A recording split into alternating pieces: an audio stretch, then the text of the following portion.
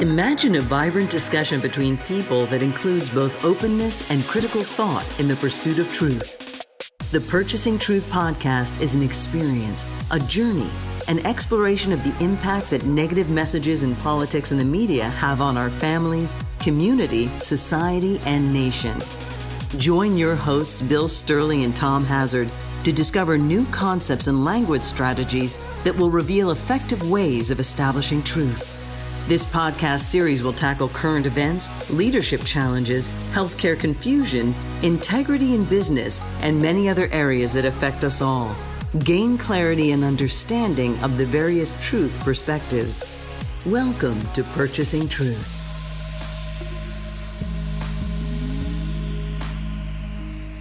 Hey everyone, welcome back to Purchasing Truth. I'm Tom Hazard, along with your host, Bill Stierle. And, Bill, it's really interesting to see how a lot of people are talking about the events on January 6th of the mob storming the Capitol. I've been quite surprised at what some people are saying. How about you? I am too. I think the first thing in communication is, what do you call them? What's the name? What's the label? What's the label that's going to stick? What's the label that's going to be accurate? How can that label then get established? And then once that label's established, there is a counter label to who this group of people is. So in a communication standpoint, there's going to be eventually a continual trickling of calling them loyalists, patriots, impassioned voters, truth seekers. Now, notice how quickly I started calling them things and I moved them into a positive category called truth seekers. It's like, they're not truth seekers. They're not truth seekers, but they're believing that I am looking to, my leader told me that my vote didn't count or was stolen, or there was ballots and this thing. And that leader has been doing it for years. He doesn't apologize until the very, very end, until there's as many eyeballs moving in his direction that he can get. And that's what an advanced marketer and brander and salesperson does. I am going to create as much takeaway as possible until I get as many people as I can following me. And I'm going to keep after a consistent narrative. And it's not a wrong thing for somebody to fight for something, but when it's at the expense of the nation, expense of the system, expense of the individual that's voting for them, then that's a little problematic, because now all of a sudden you've kind of like, you can't play the game if you rip the game board up and thrown all the cards that you need to play the game on the ground. So that's a little bit of the perspective I'd like people to get as we talk about this thing called Purchasing Truth and the Literalist. When somebody is taking things literally about things, it's easy to seed them language-wise to get them to go in the direction that you would like them to. Even if it doesn't make any logical sense, even if it's at their own expense. I mean, it's at their own expense. I mean, that is unsettling that a person votes in a way that it costs them something. They're voting against their own interest. And this is what the literalist mindset does, is it says, my people are right. They won't do anything against me. It's against those other people. It's not against me, but meanwhile, it's against them. Right. There are many things that they're not paying attention to that are, that isn't getting their attention, maybe is a better way to put it, that they are not voting in their own interest. Well, so to me, Bill, I had this realization just the other day, and what brought it into my consciousness is a Facebook post from the wife of a friend of mine Yeah. I mean, a lifelong friend of mine. Okay. We've been friends for more than 40 years. And I was really surprised to see this post from his wife. And of course, I didn't comment on it. I stayed way away from it because I was not Yeah, of going to cause course. trouble for my friend and, mix it up with her. But but I've seen this as a theme with a lot of similar minded people. Now, I want to preface this by saying she is not a hardcore Trump supporter. Okay. So this is not someone that is just, spewing a lot of the rhetoric and trying to purchase truth herself, but from others. But she really said something that surprised me. She put this post up there on Facebook that said, I'm paraphrasing here, but basically said, hey, can somebody please point out to me some source information, show me a tweet or a video somewhere where the president actually incited violence. I am willing to believe he did, but I'm just looking for the evidence. Can somebody please show it to me? Because I'm not seeing it so far. That's I'm paraphrasing, but that's basically what she said. So what she's looking for is literal evidence. Now this is after the after January 6th. It's like the day after, okay, after Yes. the Yes. mob, stormed the Capitol. And she is looking for direct evidence, the most obvious of smoking guns, where the president told these people, go storm the Capitol, break into the building, and arrest the vice president and the leaders of Congress and take your country back.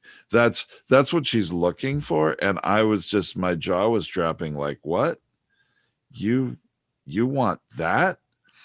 That otherwise you're not going to believe the president incited violence and everything he's said over a long period of time didn't rile them up, and then what he said just that day was sort of the last straw that got them to go. I mean, it to me, I was like, my gosh, she doesn't see that the earth is round Right. because she is on the ground and it looks flat to her.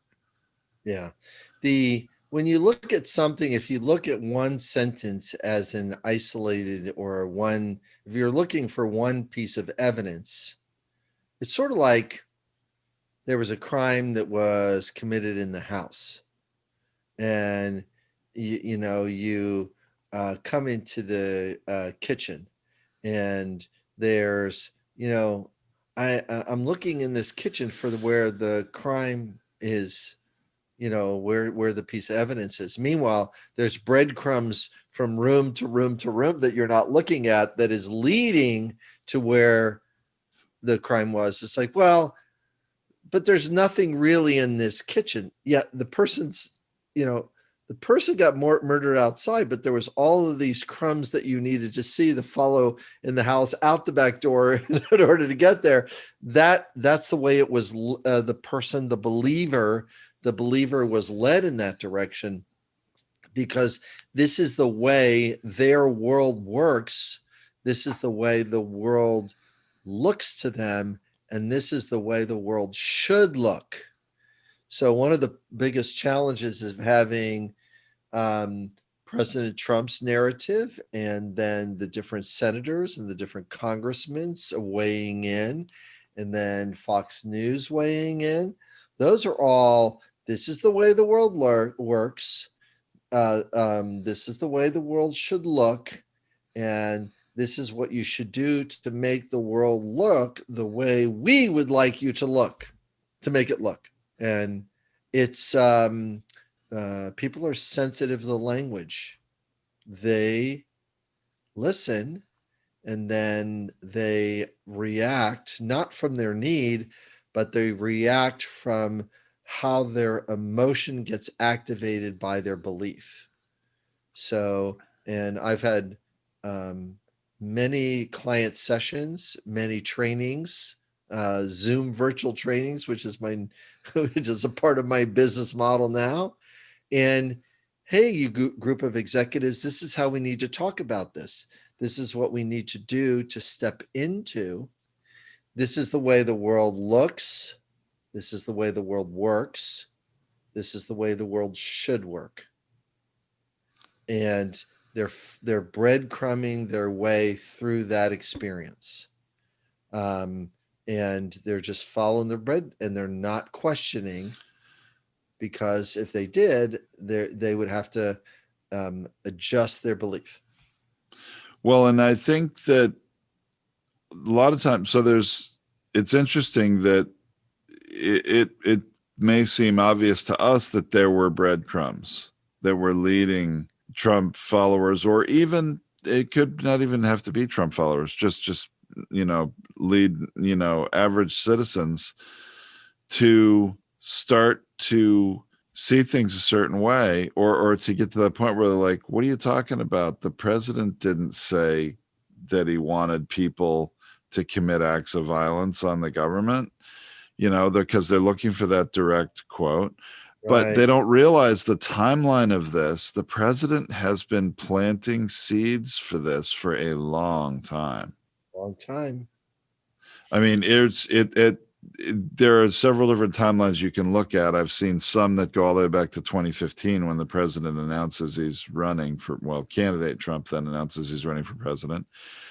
But then even just if you look at 2020 and you look just within the lens of tweets and speeches and, video statements put out over 2020, you'll see that he's been laying the groundwork for this to the point where he didn't have to light a literal match to a fuse in Washington on January 6th in order for a bomb to go off.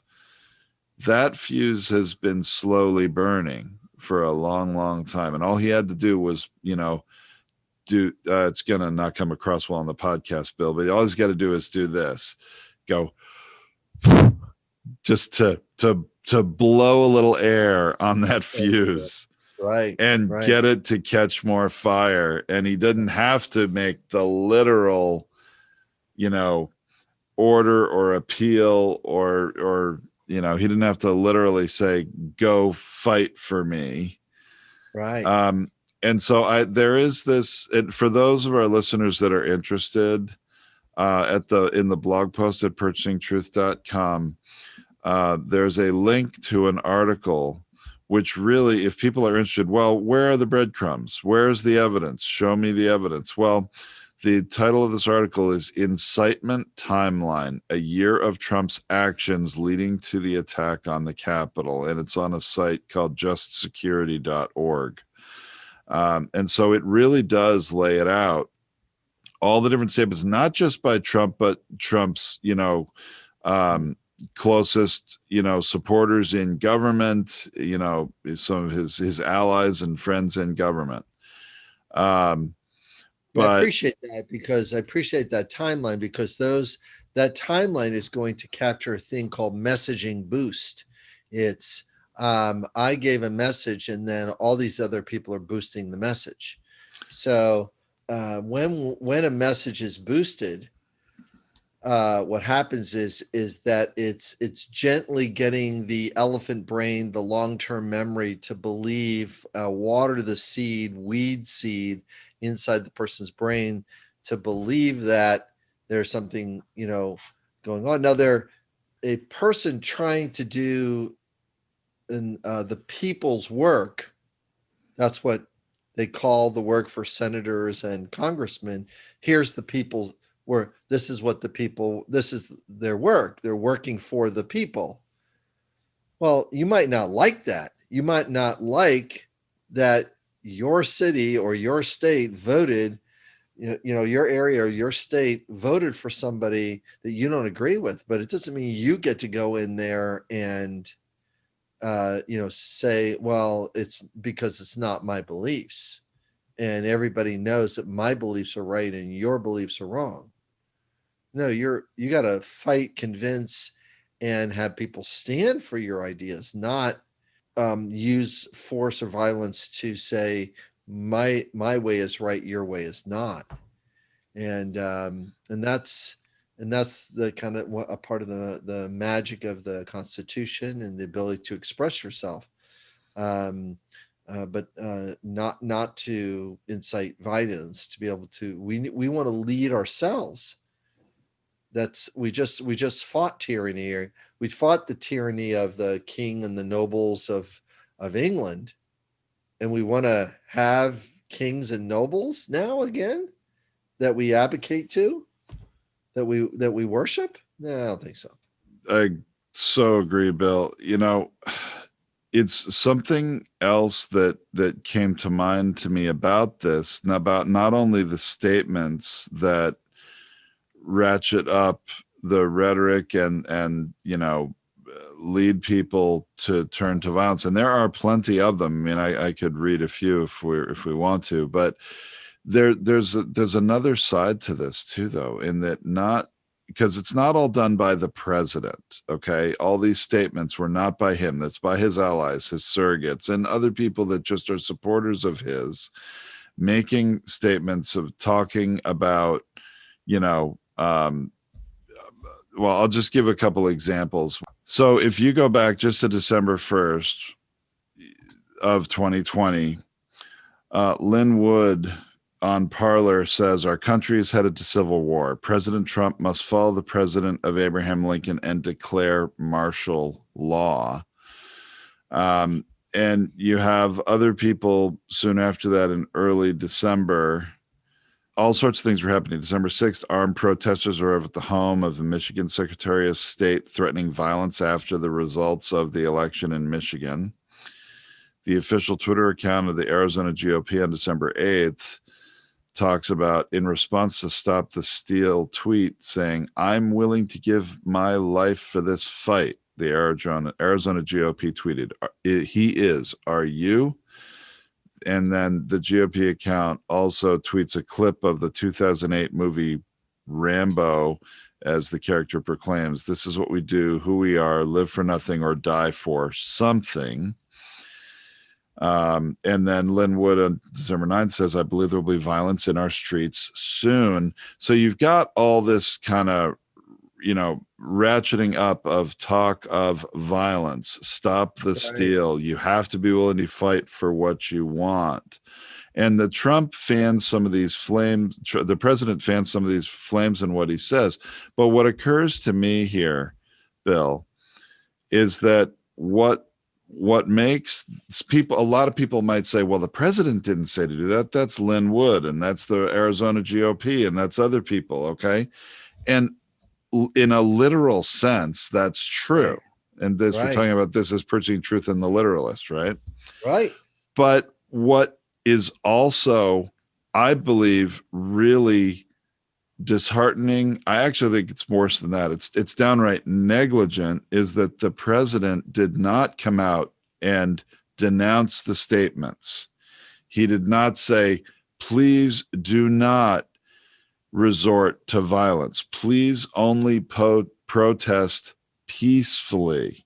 He doesn't say those things.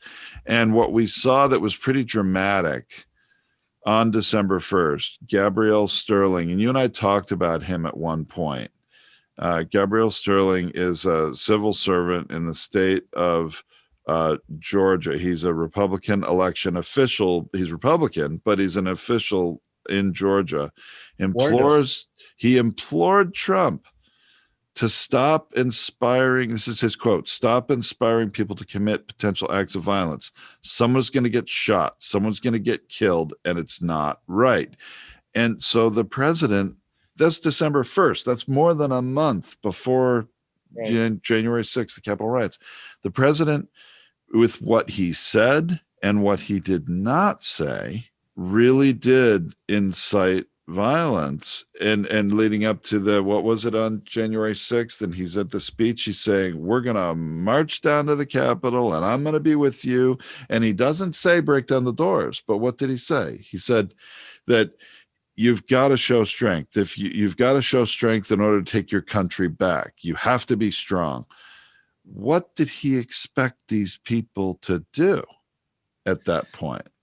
I'm not responsible for those people. they're responsible for themselves. They should know better not to break the law. Oh, look at, they're breaking the law based on this cause.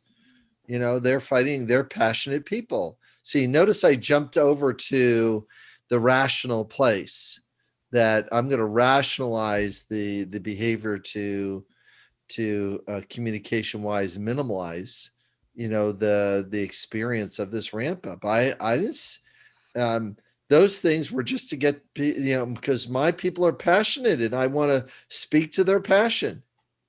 That's what's happening.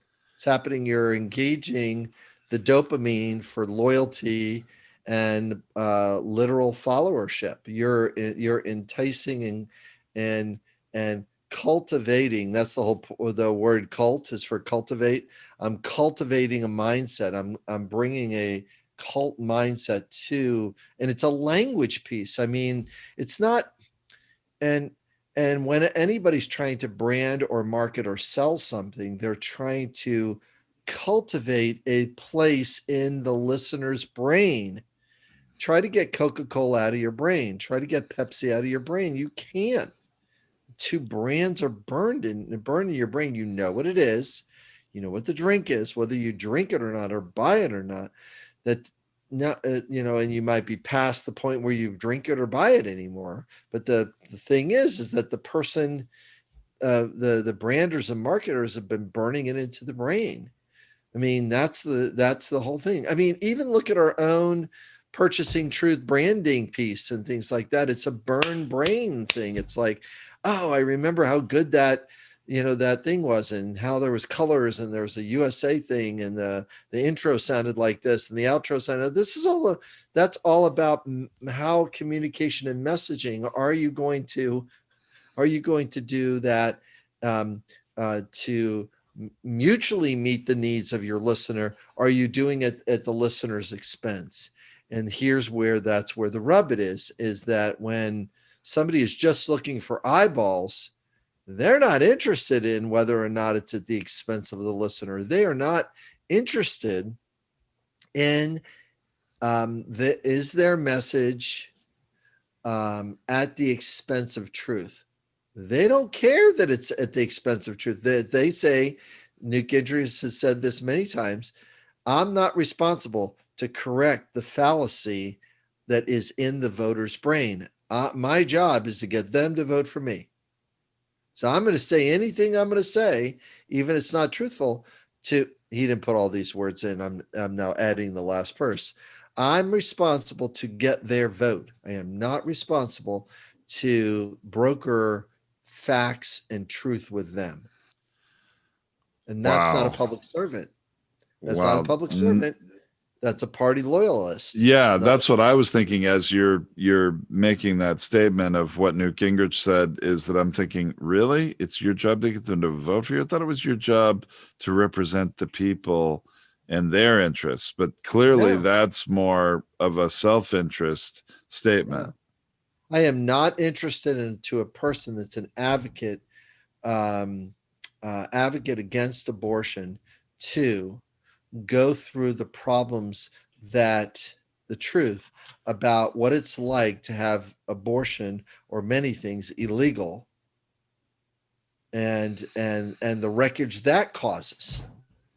I'm not going to fix that. They're advocating that they don't want an abortion to take place in the United States, or want money to pay. But not only that, they don't want anybody to have it at all.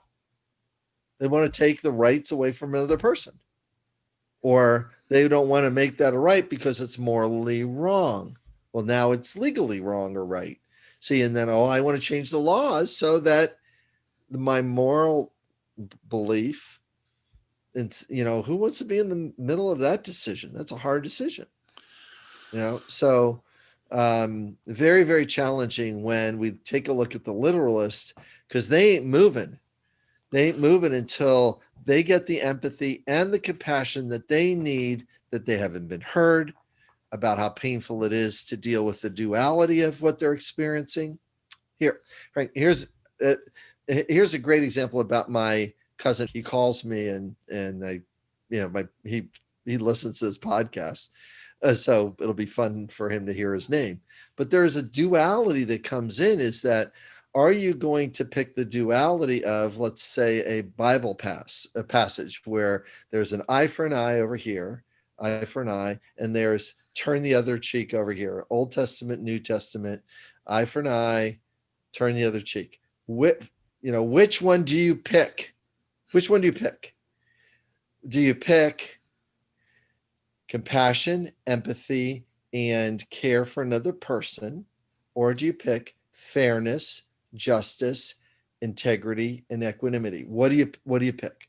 See, notice I put the values underneath each one, because if you just read it literally, it'll mess you up.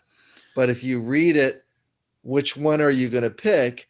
Justice, fairness, and integrity with my belief, then you're going eye for an eye all day. It's like, yeah, I'm going to stump on your neck and make you believe what I believe, right? Because it's fair, and this is my version of fairness. Turn the other cheek, be compassionate and caring and collaborative and cooperative and work with different people with different points of view. That's the other side of fence. Now, I want all of our listeners to notice that's literally what is happening right now with the Republicans.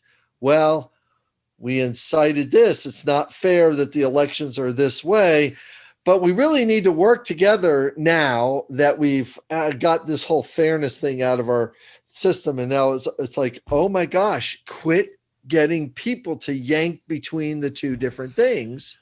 And it is very, very painful for us as a nation. Well, yeah, and what it's doing is creating a really a different kind of team loyalty, right? Are you on the team of fairness, or are you on the team of, we got to work together if we're going to achieve anything, if we're going to, it's people having to choose a camp. And actually that's something, Bill, that just, I didn't expect to really talk about this in this episode, but this is what I've been telling, some people that I talk with, is that I think we're going to end up with a fractured Republican Party. I think we're going to end up with the Republican Party and the Trump Party going forward here. If Trump is still, exerting influence on a large number of voters in this country after the inauguration going forward, you're going to have sort of different factions of the Republican Party, sort of one kind of led by maybe, Ben Sass and maybe the Mitt Romneys of the world and other people that have accepted the truth of the election, and those that have not, because they're so signed up with Trump and what he says. But anyway, I may be wrong, but we'll see what happens. I feel like 2022, 2024, we may end up seeing a situation more like we did in 1992 with Ross Perot, in a new party. And I'm not trying to put Ross Perot in the same camp as Trump. No, I want to make that very clear. They're very, very different. But in terms of different beliefs and a party that's not united, I think we're going to see that again. Bill, before, when you were talking about, their justifying and rationalizing, where is the evidence now, right? Where is the statements from the president that said to go and do this? And they're looking for it. They're looking for the facts, which is kind of funny. But you could really, though, it seems to me that this is kind of selective rationalization. Because it does. Our beliefs narrow us, Tom, and that's selective rationalization. It's the we do get pinned here. Our brain and our thinking does get pinned. It's hard to spend an entire life studying an entire world with all the different belief structures that people live by, and then pick the best. We don't tend to do that. What we tend to do is hold on to the beliefs that we develop and the beliefs that we decide, and then don't move off of them too much. Now, we can be hijacked, and our truth can be purchased by a skilled narrator that is pulling us from one direction to the next, like this incitement that took place over the last 4 years. and it's very, very sad and disheartened, because all you've got to do is get a person that's entitled, and that entitled person is fed messages to reinforce that entitlement, and then they can put their foot up on the desk of Nancy Pelosi, because this is my desk, because I'm entitled to this. I'm an American, just like she's an American. So all of a sudden there's this flattening out of, I don't have to work for things. I am entitled to things as an American, and I'm entitled to free speech. I'm entitled to come into the White House, the Capitol building at any time I want. Try doing that at the White House. Are you going to call that you and say, no, I'm going to break off the visit. I'm going to go my own way here. I want to explore the White House because it's mine. It's like, no, that's not it. Because there's things that you've not been elected or haven't worked or studied for to be in charge of, because you don't know this place and what to do in here. You're out of the process. It's like, and that's the hard part of that. And I think that you and I can do an episode on purchasing truth and what I call the reverse entitlement that is taking place.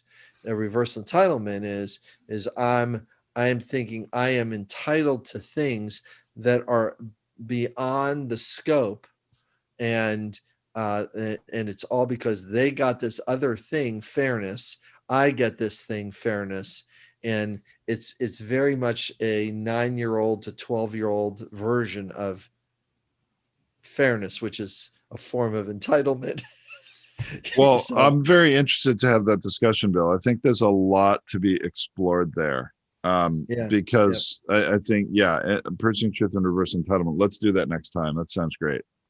All right. Well, more to come, Tom. Thanks. Thank you for listening to this Purchasing Truth podcast. We trust that you have enjoyed this engaging and thought-provoking conversation. Our hope is that you've received value, found clarity, and broadened your truth perspective in this episode. If you did, leave us a review or visit our website, purchasingtruth.com. Join us again for another informative and content-rich discussion here at the Purchasing Truth podcast. Don't just accept whatever information comes your way. Join the discussion. Discover your own voice. Purchase your own truth.